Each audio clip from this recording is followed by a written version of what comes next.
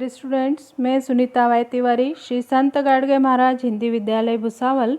आज इस वीडियो के माध्यम से पार्ट 7 लेंस और उनके उपयोग के अंतर्गत अवतल लेंस तथा उत्तल लेंस के क्या उपयोग है, दृष्टि सातत्य का क्या अर्थ है तथा रंगों की पहचान हम किस प्रकार से कर सकते हैं तथा रंगांध का क्या अर्थ होता है, इन विशेष मुद्दों पर चर्चा करेंगे। तो आइए देखते हैं अवतल लेंस के उपयोग। अवतल लेंस के उपयोग ज़्यादातर चिकित्सक सामग्री, स्कैनर, इन उपकरणों का कार्य उचित रूप से चलने के लिए किया जाता है। इसके अलावा दरवाजे पर लगाए गए आई पीस यानी नेत्र गोलक में भी अवतल लेंस का उपयोग किया जाता है। निकट दृष्टि दोष का निराकरण करने के लिए भी अवतल लेंस का उपयोग किया जाता है। इसके पश्चात है बैटरी में बल्ब द्वारा उत्पन्न प्रकाश को विस्तृत रूप से फैलाने के लिए अवतल लेंस का उपयोग किया जाता है।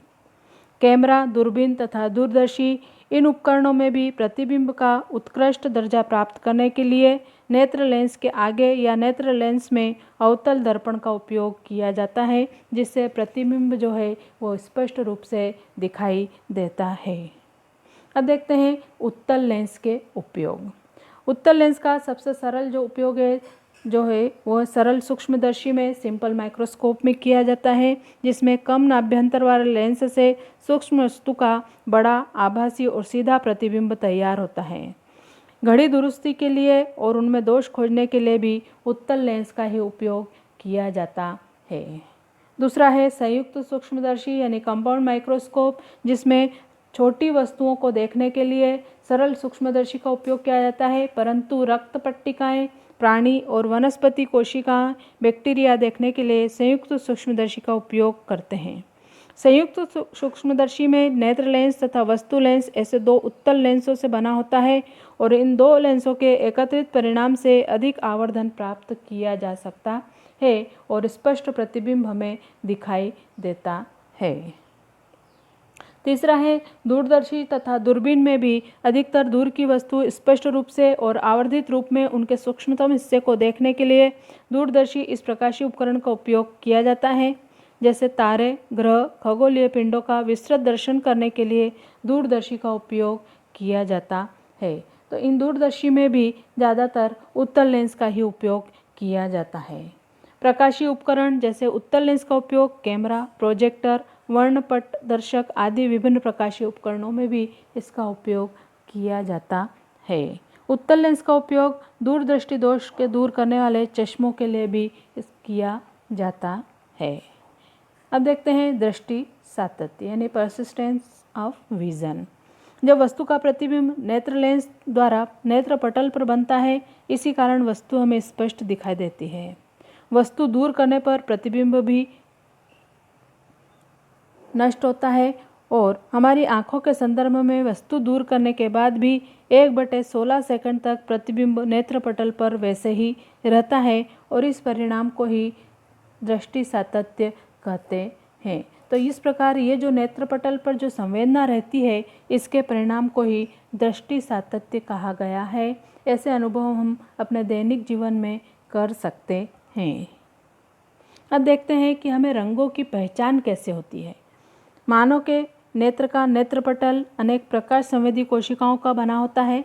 यह कोशिका दंडाकार तथा शंक्वाकार होती है, अर्थात रॉड्स तथा कोन्स इस प्रकार की दो कोशिकाएं जो है वह नेत्रपटल पर पाई जाती है।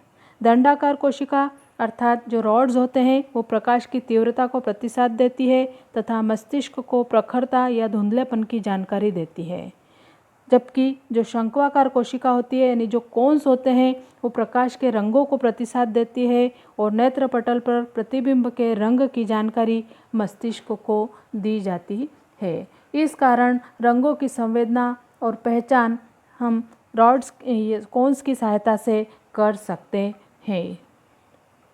कुछ व्यक्तियों में विशिष्ट रंगों को प्रतिसाद देने वाली शंक्वाकार कोशिकाओं का अभाव होता है और ऐसे व्यक्ति रंग की पहचान नहीं कर सकते अथवा अलग अलग रंगों में अंतर नहीं कर सकते। ऐसे व्यक्तियों को रंगांध यानी कलर ब्लाइंड कहा जाता है। रंगों में अंतर नहीं बता सकने के अपवाद को छोड़कर उनकी दृष्टि सामान्य होती है। तो इस बीमारी को कलर ब्लाइंडनेस कहा जाता है, जिसमें वे विशिष्ट रंगों को प्रतिसाद देने वाली जो कोशिकाएं हैं, शंक्वाकार कोशिकाएं अर्थात जो कोन्स होती हैं, वो एब्सेंट होती है और इस कारण वे रंगों को अंतर बताने में असमर्थ होते हैं।